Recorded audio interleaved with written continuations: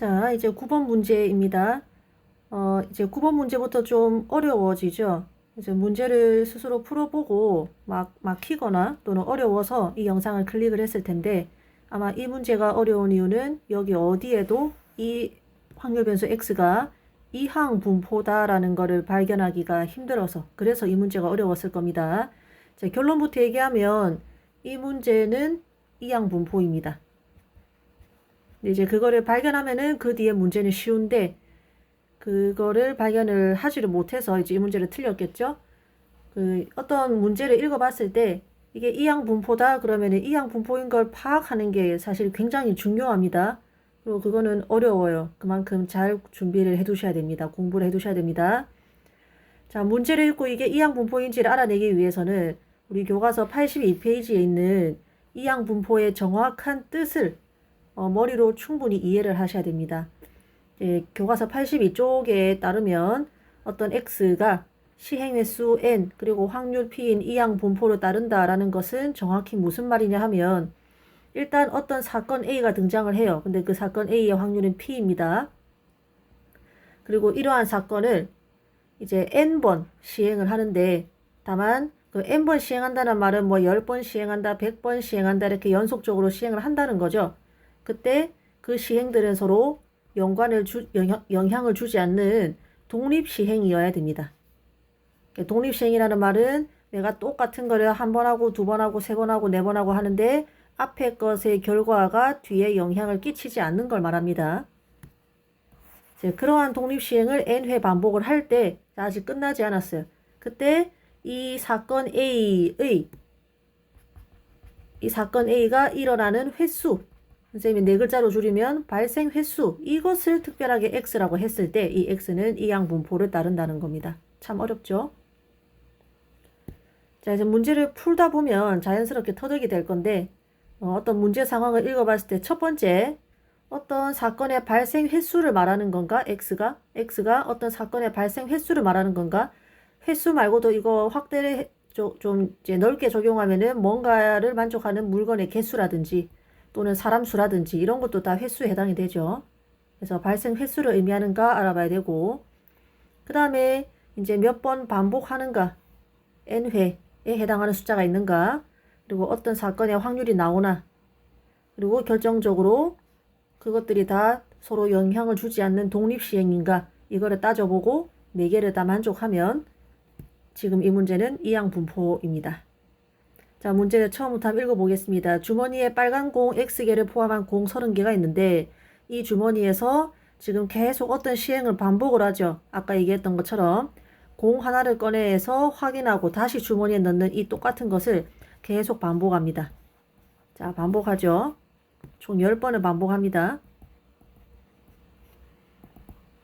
자, 그 다음에 그러면은 이제 요거 나왔고 그 다음에 독립시행인지를 살펴보면 공을 꺼내서 색을 확인하고 주머니에 다시 넣는다고 했으니까 여기서 빨간 공이 나오는지 안 나오는지가 뒤에 사건에 영향을 끼치지 않죠. 그래서 이거는 독립시행이 맞습니다. 좀 적어보면 자, 독립시행인 거는 됐고 자, 그 다음에 사건 X가 그러니까 확률 변수 X가 뭐 이 지금 상황의 발생 횟수를 말하는 건지 한번 봅시다. 여기 보면은 여기 나오죠. 빨간 공이 나오는 횟수의 평균이랬으니까 이 횟수를 x라고 했을 때 이 평균은 요거다라는 뜻이니까 지금 요만큼을 확률 변수 x로 한다는 말이죠. 그동안의 문제에서는 뭐뭐를 확률 변수 x라고 하자라고 말이 아예 나와 있었는데 지금 이 문제는 교묘하게 그 말조차 없습니다. 여기 이 말이 확률 변수 x를 말한다는 것도 스스로 알아차려야 됩니다. 하여튼 발생 횟수 맞고 10번 시행한다 나왔고 독립시행인 것도 맞고 하니까 이제 빨간 공을 꺼내는 확률만 구하면은 이거는 이항 분포가 맞죠. 그래서 결론적으로 지금 이항 분포가 맞습니다.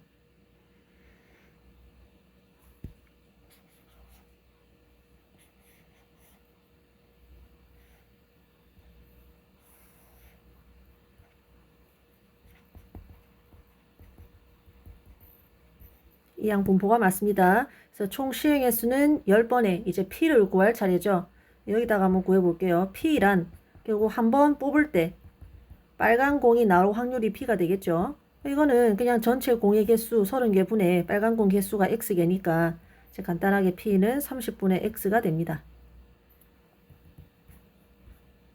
요 구했으니까 이제 나머지 문제는 다 구하기가 쉬울 거예요. 일단 평균이 즉 기대값이 2라고 되어 있는데 우리 이항 분포에서 평균 어떻게 구합니까? N 곱하기 P가 평균이죠. 네, 친김의 분산도 복습해보면은 분산은 NPQ입니다. 이때 Q는 여사건의 확률인 1-P가 되죠.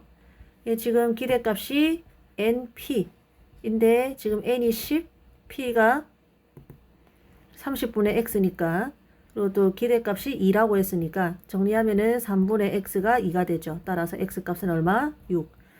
이 문제가 왜 어려웠는지를 정리하고 넘어가야 됩니다. 첫 번째, 도대체 확률 변수 X가 무엇인지 명시적으로 안 나와 있어서 내가 스스로 찾아야 돼서 어렵고, 그 다음에 어디에도 이항 분포라는 말이 없죠. 그래서 문제를 잘 읽어보고 아 이거는 지금 이항 분포구나 알아차려야 돼서 또 어려웠을 수 있는 문제가 되겠습니다. 네, 이제 10번입니다.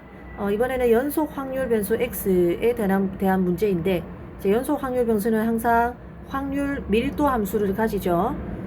그럴 때 이 확률 밀도 함수가 식이 이렇게 되어 있는데 이 문제가 다소 어려운 이유는 절대값이 들어가 있기 때문에 그래프 그리기가 좀 힘들죠. 여하튼 이 K 값을 알아내 가지고 주어진 확률을 구하라는 문제입니다. 자, 먼저 확률 밀도 함수에 대해서 좀 복습을 하도록 하겠습니다. 우리 교과서 90쪽에 있는데 자, 확률 밀도 함수란 어떤 fx가 확률 밀도 함수라 하면 이제 그건 무슨 뜻이냐? 만약에 이 함수의 뭐 x값 a부터 b까지 요 넓이는 이제 뭐가 되는 거죠? 확률이 되는 거죠. 확률 변수 x가 a 이상 그리고 b 이하. 사실 이렇게 적어도 되고 얼마든지 요 경계값을 빼버려도 됩니다. 또는 한쪽만 빼도 되고 이거는 왜 그렇다 했죠?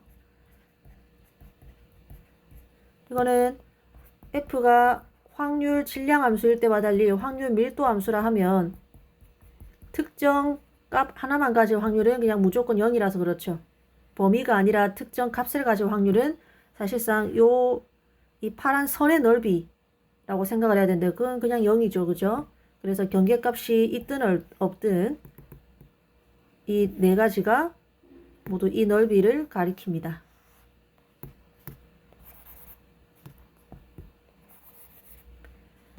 이제 확률 밀도 함수에 대해서 여러 가지 성질이 성립하지만 일단 이까지만 하고 그래서 확률 밀도 함수의 예시는 뭐 여러 가지가 있겠지만 예를 들면 수업 시간에 얘기했던 거는 뭐 어떤 버스 정류장에서 버스가 오기까지 걸리는 시간 이 시간이라는 것은 이산적이지 않고 연속적이죠.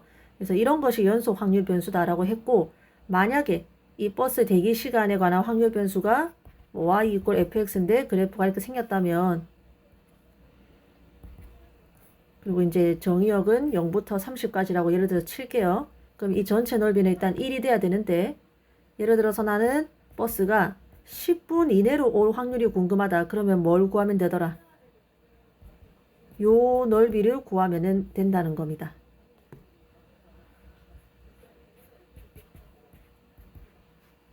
그게 이제 확률 밀도 함수의 의미입니다. 그러면은 주어진 확률을 구하려면은 아까도 얘기했다시피 이렇게 넓이 x축과 확률 밀도 함수와 여기 어디가 이제 x 범위는 일단 0부터 3까지니까 0부터 3까지 이렇게 생각하면 되는데 2 이하의 확률을 구하고 싶으니까 이제 요 넓이를 구하면 되는 거죠. 그러기 위해서는 확률 밀도 함수가 어떻게 생겼는지 그래프를 그릴 줄 알아야 됩니다. 보다시피 곡선은 아닐 것 같은 느낌이 들죠.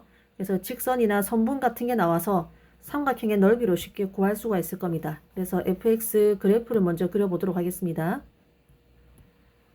자, 여기에 확률 밀도 함수에 절대값 기호가 들어가니까 이렇게 어떤 함수식이 있고 절대값을 씌운 녀석의 그래프를 그리는 방법을 한번 복습을 하고 갈게요.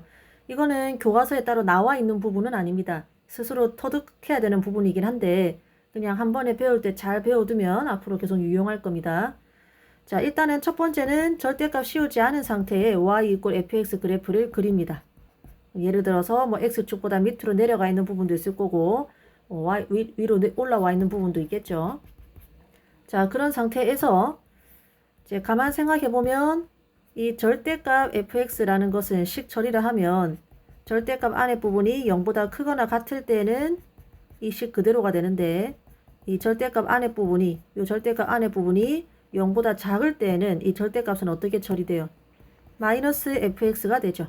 이 말은 원래 있던 fx의 부호를 거꾸로 하란 뜻이죠. 그렇기 때문에 자, 잘 보세요. 요거는 그래프가 x축보다 위로 올라와 있는 이 부분입니다. 이 부분은 어떻게 하라고? 원래 그래프를 그대로 두면 됩니다.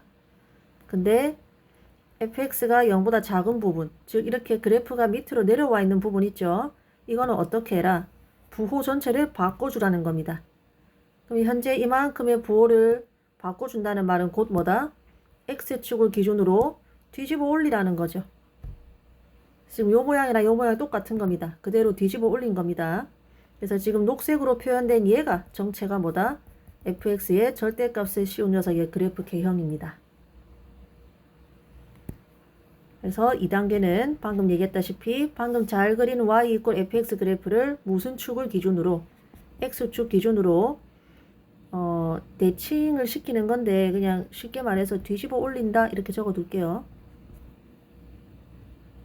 그래서 다시 한번 얘기하지만 fx를 일단 그리고 그 다음에 x축을 기준으로 뒤집어 올리기 이렇게 한 게 이제 원래 했던 함수의 절대값을 씌운 그래프가 되겠습니다. 연습 몇 번 하면 충분히 할 수 있어요. 그래서 이것도 그렇게 한번 그려보도록 하겠습니다. 자, 이 그래프는 일단은 이 전체가 양수가 돼야 되기 때문에 여기도 양수이기 때문에 당연히 k가 양수겠죠. 그래서 일단은 fx 이꼴 양수 곱하기 x 마이너스 1 이렇게 절대값이 없는 상태의 그래프를 먼저 그려볼 겁니다. 그러면 1,0을 지나면서 그리고 k가 양수니까 기울기가 이제 양수인 이런 모양의 직선이 나타나겠죠.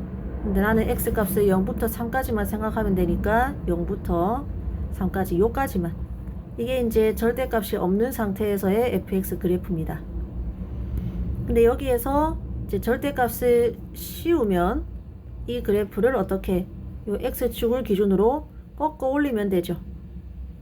꺾어 올리면은 이러한 모양이 되죠. 그래서 녹색으로 그린 이 그래프가 뭐다? 절대값을 씌운 fx 그래프가 됩니다. 요거 생각해보니까 이 파란 거는 fx라고 보기는 어렵네요. 그래서 그래프를 다 그렸습니다. 아까 선생님이 그렸던 이런 확률 밀도 함수가 지금 이 문제 상황에서 이렇게 V자 체크 모양으로 된 이 함수 그래프라고 생각을 하면 돼요. 자, 이 상태에서 뭐 요런 점들의 좌표가 쓰일 거니까 구하고 갑시다. 0,k 그리고 여기가 3,2k가 되겠죠. 자, 이 상태에서 뭘 구해라? x가 2 이하일 확률을 구해라. 그럼 2 이하의 확률이면은 이제 0부터 어디까지? 딱 x값 2까지 이 그래프와 x축으로 이루어진 요 넓이가 되는 거죠. 근데 그 전에 k를 먼저 구해야겠네요. k를 모르는 상태에서 구할 수 없겠죠. 자, 먼저 k를 구하겠습니다. 늘 확률 밀도 함수에서 이 상수 k 구하는 건 어떻게 구하더라? 전체 확률이 1이라는 걸로 구하더라. 그죠? 전체 확률은 지금 요 전체 넓이죠. 이 전체 넓이죠. 그 말은 요 두 삼각형의 넓이죠. 합이죠.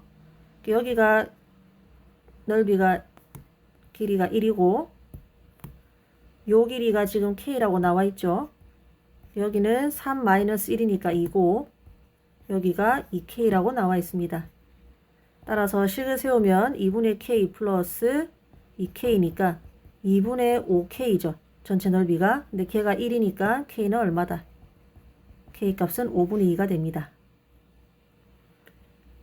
자, 이번에는 문제에서 구하라고 하는 x가 2 이하의 확률을 구할 건데 그거는 아까 얘기했다시피 0에서부터 2까지 그래프와 x축 사이의 넓이를 말하죠. 지금 보다시피 저 두 삼각형의 넓이가 합동이기 때문에 그냥 하나만 구해서 뭐만 구하자. 곱하기 2만 하면 되겠죠.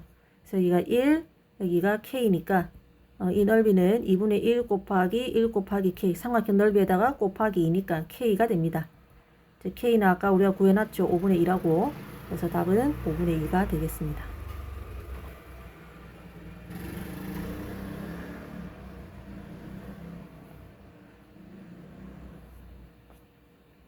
자, 그 다음에 이제 11번 정규분포에 대한 내용입니다. 문제입니다. 확률 변수 x가 정규분포, 이때 평균이 m,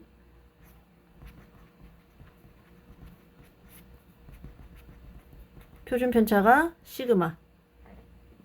자, 이러한 정규분포를 따르고 48x, 그러니까 확률 변수 x가 48 이상일 확률과 52 이하일 확률이 같다라고 했습니다. 이때 m을 구하라는 문제입니다.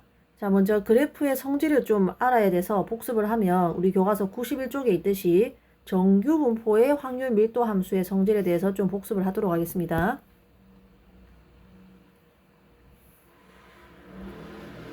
자, 정규분포의 확률 밀도 함수는 어떤 모양으로 생겼다? 이렇게 종 모양으로 생겼다. 그죠? 하고 여기 대칭축은 평균이죠. 평균을 중심으로 좌우가 대칭인 종 모양으로 생겼습니다. 제일 중요한 거는 x = m이라는 이 평균, 이 직선을 중심으로 좌우가 대칭이라는 것이고, 그 다음에 이제 전체 넓이가 1이라는 것, 뭐 이런 것이 중요하게 되겠죠. 이 정규분포는 fx 식이 나와 있지만 그 식은 너무 어려워서 굳이 그 식을 기억할 필요는 없습니다. 자, 그 다음에 뭐 내친 김에 조금만 더 복습을 해보면, 요거는 좀 밑으로 빼고,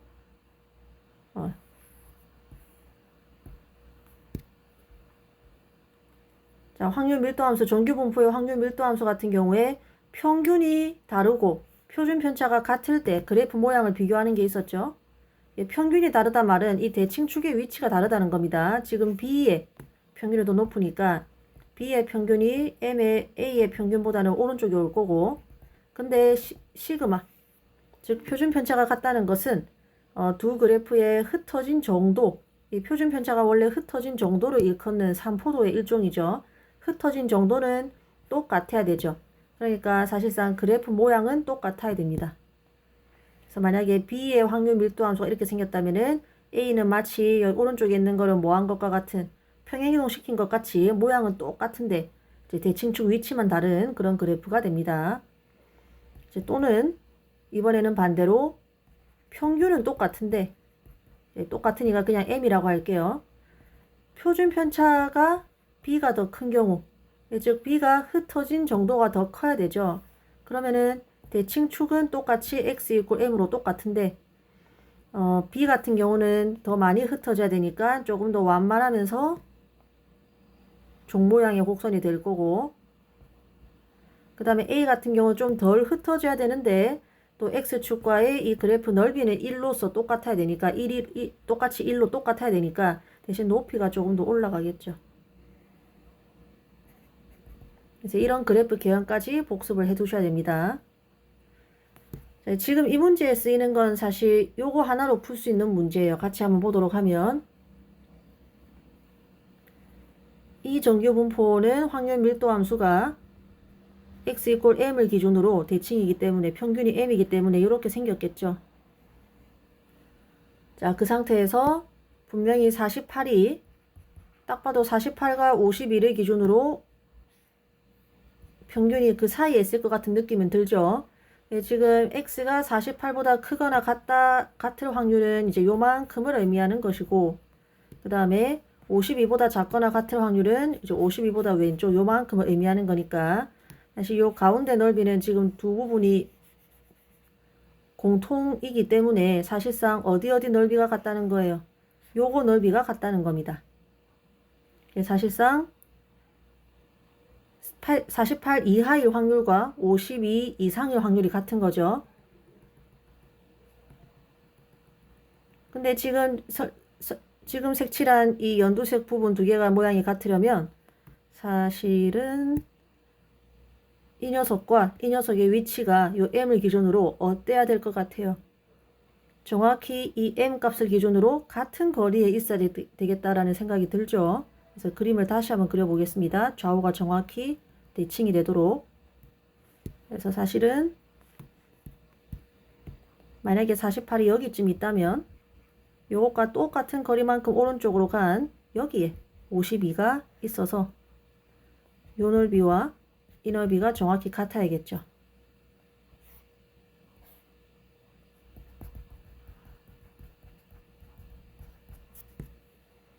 이제 그 말은 48과 52의 중앙값 또는 평균이 뭐다? m이다. 그 말은 m은 얼마다? 48 더하기 52 나누기 2가 되겠죠. 따라서 얼마? m 값은 50이 되겠습니다.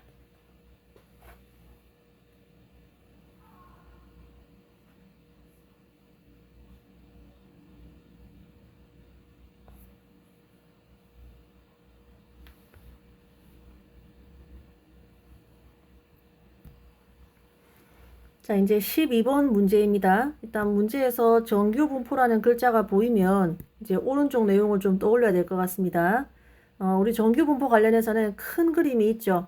좀 복습을 좀 해보면 일단 이항 분포는 무엇으로 바꿀 수가 있고 정규 분포로 바꿀 수가 있고 교과서에 나오는 말은 아니지만 이 과정을 정규화라고 한다고 했습니다. 그 다음에 또 정규 분포 역시 그냥 그대로 내버려 두면 확률을 구할 수가 없죠. 뭘로 바꿔야 되고 표준 정규 분포로 바꿔야 되고 이 과정을 우리가 표준화라고 한다고 했었죠. 하고 나면은 어떤 이항 분포든 정규 분포로 바꿀 수 있고 또 어떤 정규 분포든 표준 정규 분포로 바꿀 수 있는데 표준 정규 분포는 유일하죠. 확률 변수 z가 이제 무엇일 때 이것을 표준 정규 분포라고 부른다. 평균도 0이고 표준 편차도 1일 때 이제 이런 표준 정규 분포로 싹 다 바꿀 수 있다 하는 것을 배웠죠. 이때 이제 정규화라는 것은 즉 이항 분포는 분명히 이산 확률 변수인데 이렇게 연속 확률 변수인 정규 분포로 바꾸기 위해서는 어떤 조건을 만족해야 되더라. 이제 시행 횟수 n이 적당히 좀 커야 되죠. 근데 그 조건은 이제 n만 크다고 되는 게 아니라 n 곱하기 p가 5 이상 돼야 되고 n 곱하기 q가 5 이상 되면 이 조건을 만족하면 사실상 이 이항 분포는 어떤 정규 분포 평균이 np이고 분산이 npq인 정규 분포와 비슷하게 생각을 할 수 있다 하는 거였습니다. 이 과정 다 아셔야 돼요. 빠삭하게 아셔야 됩니다. 정확하게. 자, 그 다음에 정규 분포는 이 평균과 분산 값이 서로가 각각 막 다르니까 서로 상대적으로 비교하기가 어렵죠. 그래서 이렇게 평균을 0으로 분산을 1로 통일을 시켜줘야 됩니다. 그 과정은 뭐더라?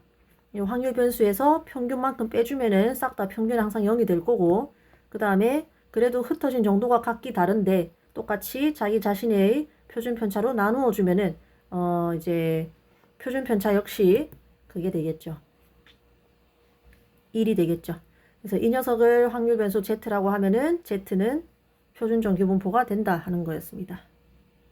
이제 표준 정규 분포로 다 만들고 나면 드디어 교과서 맨 뒤에 있는 표를 이용을 해서 원하는 확률을 다 구할 수가 있었죠. 그래서 얘는 이렇게 바꿔나가는 과정, 큰 그림이 머릿속에 있어야 합니다. 자, 근데 지금 문제를 보면은 정규 분포에서 시작을 하고 있으니까 우리는 뭐만 해주면 되겠다.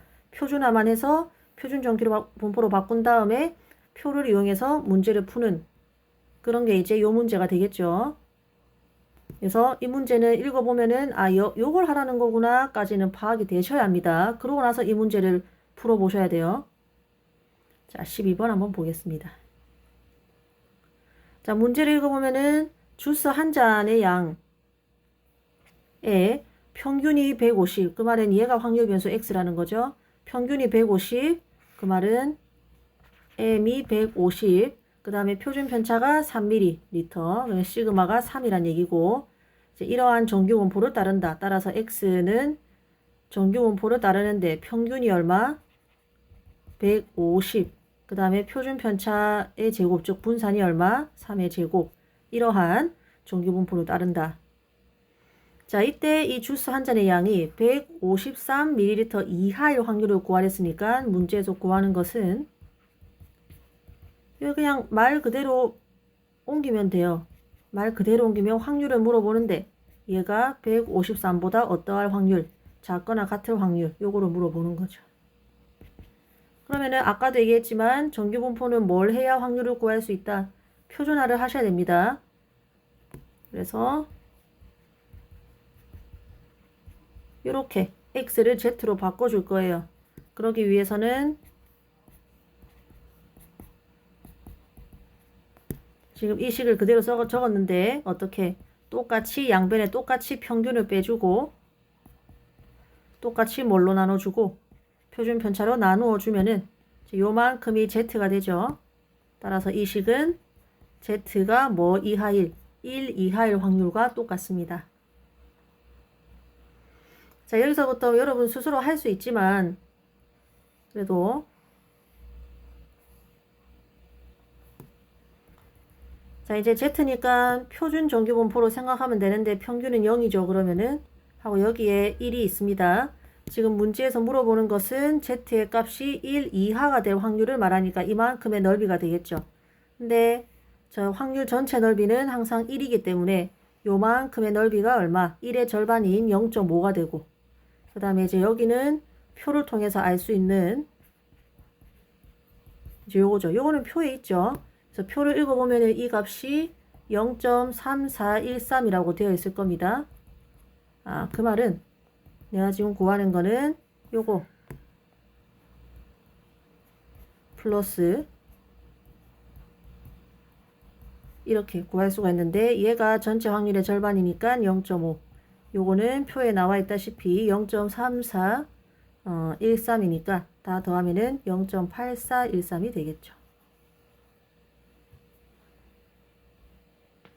자, 이렇게 해서 12번까지 해서 이제 영상을 올렸고, 그 다음 이제 13번부터는 그 다음 영상에서 이제 풀이를 진행을 하도록 하겠습니다.